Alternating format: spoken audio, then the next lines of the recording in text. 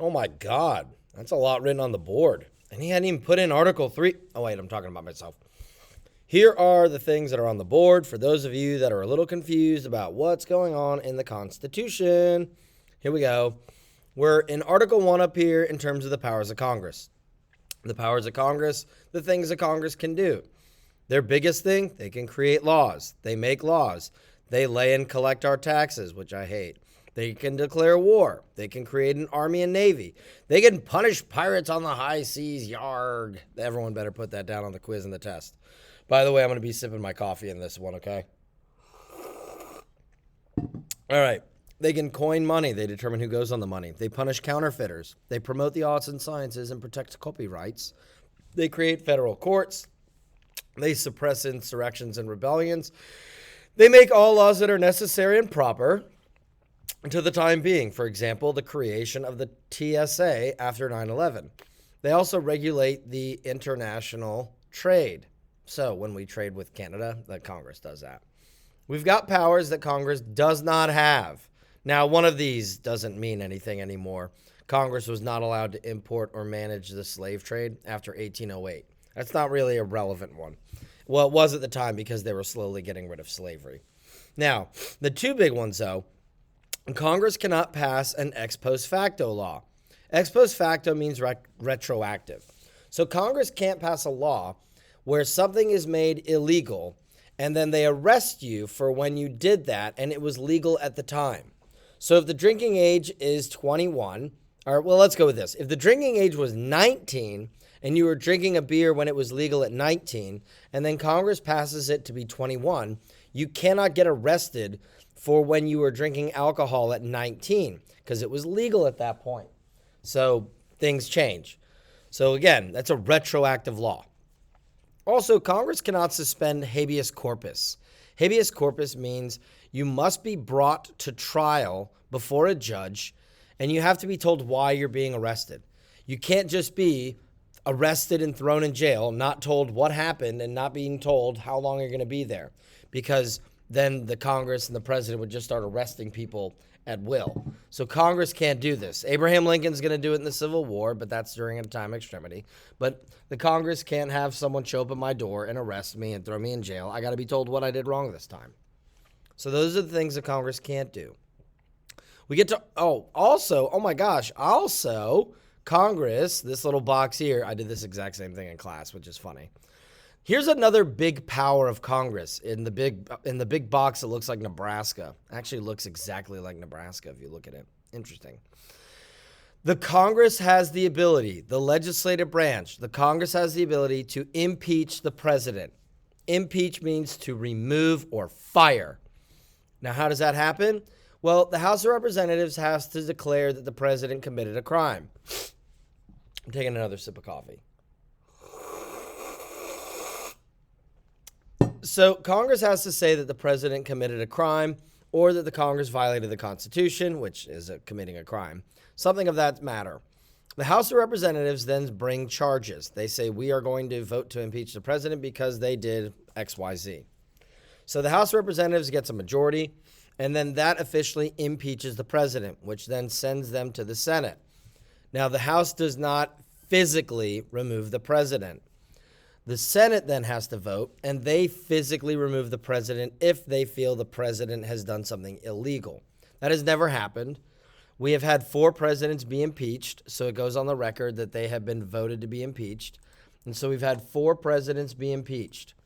Andrew Johnson, Bill Clinton, Donald Trump. 3 presidents impeached. It's happened 4 times. Gosh, I must be tired. Andrew Johnson was impeached, not removed from office. Bill Clinton was impeached, but he was not removed from office either. Donald Trump, I was not guilty of the crimes. I don't know why people said I am. I'm not. I did the best ever. He was impeached twice, one for the January 6th insurrection. Congress felt that he was responsible for it. And then also he was impeached for usurping or going beyond Congress or behind Congress's back to do some stuff. They both were kind of like, but he did not get physically removed from office by the Senate. So again, this is a big power of Congress. I really like this power. I mean, not like that we can fire the president, but like it's a good power. So this impeachment goes under powers of Congress.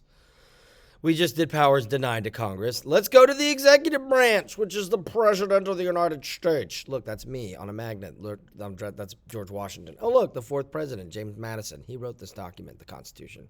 Oh, all the presidents on a magnet. This is fun. Oh, sorry, back to what's going on. Article 2 creates the executive branch, which is the president and vice president of the United States. To be the president, you must be 35 years old, a natural-born citizen, and a 14-year resident. Natural-born citizen means born in the United States or born in the United States territories. Mr. Barrett, like, my parents and I went on vacation and we had another kid in, like, Italy, and then we moved right back to the United States the next day. Can that kid be a president? No. Natural-born citizen, born in the United States or United States territories or United States embassies or United States military bases. That's it. Must be born here. And you got to live here for 14 years in a row. I mean, we want you to know what's going on in the country. And they're 4-year terms. It's kind of interesting if you think about it. Like education, military experience, that has previous government jobs. There's like nothing about that. Oh, that's right. It was the 1780s. They didn't really worry about that kind of stuff. Yeah, makes sense. Today, even then. We have the powers of the President of the United States, POT US, Presidents of the United States. The president can veto bills. So if a bill goes to Congress, the president can go, that's called a veto. If the president vetoes a bill, then it's got to go back to Congress to be voted on again. And by that time, it's not going to happen. So the president can veto bills. The president also makes treaties with other nations. So when Congress declares war, the president makes peace. So the president meets with the other side and says, y'all want a treaty? Cool. Fighting's over. The president also appoints federal judges. Judges to the Supreme Court, judges to other national level courts. And so the president gets to appoint these judges. Granted, the Senate has to approve it. Like if I was the president, I can't say Coach Spalding gets to be a judge. They got to be qualified. They also appoint cabinet members. So you may have heard the terms like Secretary of State, Secretary of War, Secretary of Education, Attorney General, blah, blah, blah, blah, blah, blah, blah. Secretary of War doesn't exist anymore. It's the Department of Defense. The cabinet members are the following people. We take this little black line. The cabinet members are advisors to the president who help them make decisions about the military, transportation, education, homeland security, economics, veterans affairs, land management. Fine. We'll go to the Constitution doc. I'll scroll down real quick. All right. The cabinet members. These are the cabinet members. All these departments. State, Treasury, Defense, Attorney General, Interior, which is my favorite. They deal with national parks and wildlife. Agriculture, food, commerce, trade, labor, work. Human services, health and human services, housing, urban development, transportation. Transportation. Energy, this is a big one right now because of climate change. Education, something y'all are trying to get. Veterans Affairs and Homeland Security because of TSA. These are the cabinet members, just throwing that out there, which is funny that now you know I have a chicken tortilla soup recipe up. All right, let's go back to this picture. So these are the advisors to the president. I would know like 3 of those branches. Please know 3 cabinet members. Not the people, but like what they are. The president also, because the president has these cabinet members, it's not like the president would know everything that's going on. Okay, the president doesn't know what's going on with education or Veterans Affairs, all that stuff. So they need people to sit down with the president and go, hey, FYI, this is what's going on. And then the president goes, thank you for your input. I will make a decision. The president also appoints ambassadors to other countries. So the president can say, I want you, Mr. Barry, to be the ambassador to Israel. And so I then am the one who goes to Israel and works with Israel. I am the one who negotiates with Israel. The president can tell me that to do something, but I'm basically the guy that goes over there and says, hey, Israel, you guys are working with me. And we don't have ambassadors to every country. We don't have an ambassador to Afghanistan. We don't have an ambassador to North Korea. Duh. All right, we're already 9 minutes in. I need to get to the end of this. The president is also the commander-in-chief of all the military. That means the president is in charge of all of the military. The Army, the Navy, the Coast Guard, the Marine Corps, the Air Force, the Space Force. They're in charge of all the military. So they make the military decisions to say, we're sending troops on the ground to Afghanistan, and this is where they're going.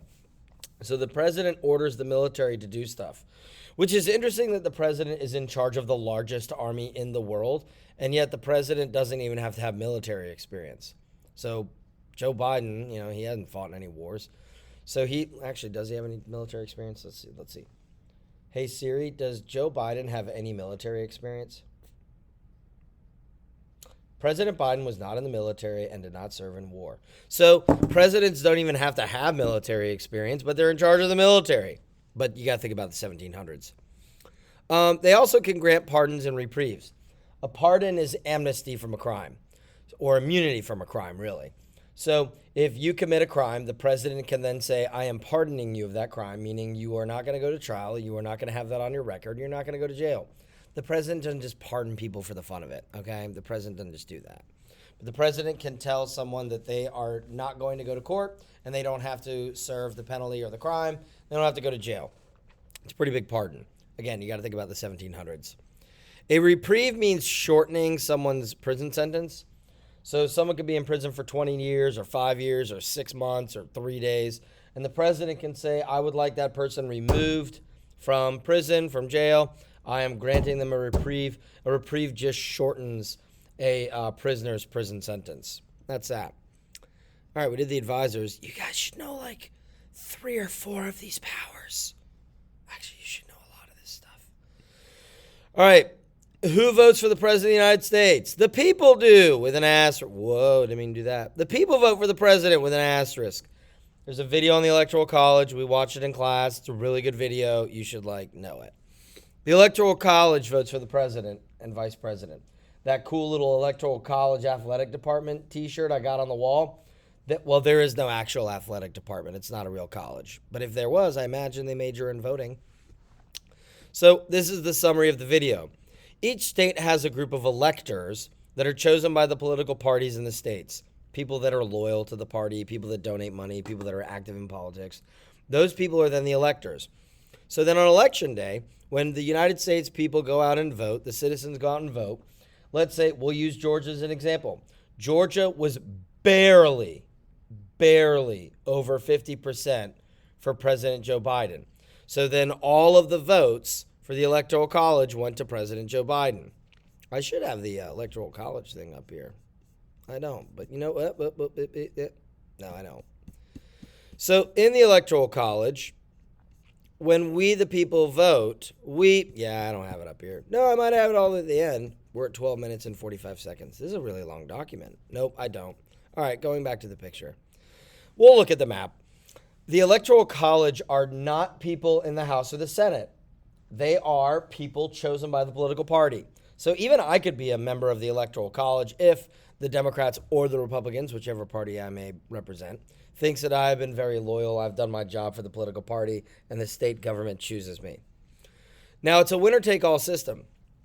So if in Georgia's case, if in a winner-take-all system, if Georgia votes just over the majority for Joe Biden as president, then Georgia gets 16 votes in the Electoral College. That means all 16 votes in the Electoral College go to Joe Biden. Even though just barely less than half of the state voted one way, it still goes to Joe Biden. It's a winner-take-all system. Maine and Nebraska are the only 2 states that don't do that. That's in the video. There are 538 votes in the Electoral College. The math adds up as it's the number of members of the House plus the number of the members of the Senate, and that's how it works, plus 3 electors from Washington, D.C. That's the 23rd Amendment. We're going to get there. So, for example, Oregon has 6 members in the House. So, therefore, they have 8 members in the Electoral College because it's 6 plus 2. Texas has 38 members in their Congress, and so it's 40, and so on and so forth. And even Wyoming's got a whopping 3 because there's 1 member in the House and 2 members of the Senate. Again, the members in Congress are not the ones that vote in the Electoral College. But there are 538 total votes in the Electoral College. Washington, D.C. gets 3 votes because Washington, D.C. should get votes. And you need 270 votes to win. And by the way, you can win the presidency even though you lose the popular vote. 5 presidents is. That's a new word. 5 presidents have not won the popular vote, but they've won the Electoral College. So John Quincy Adams, John Quincy Adams, Rutherford B. Hayes, Benjamin Harrison, and President Trump and George W. Bush, they have won the Electoral College but lost the popular vote, meaning that the states, they won in the Electoral College, but they didn't get a majority of the votes. We're going to take a look at that. That's also in the video. President Trump's the most recent one to do that. So just give you an idea. Wait, I have the number 5, but I feel like that's wrong. John Quincy Adams, Rutherford B. Hayes, Benjamin Harrison, George W. Bush, Donald Trump. Yeah, that works. 5. All right, that's what you got. Have a good time. Be good.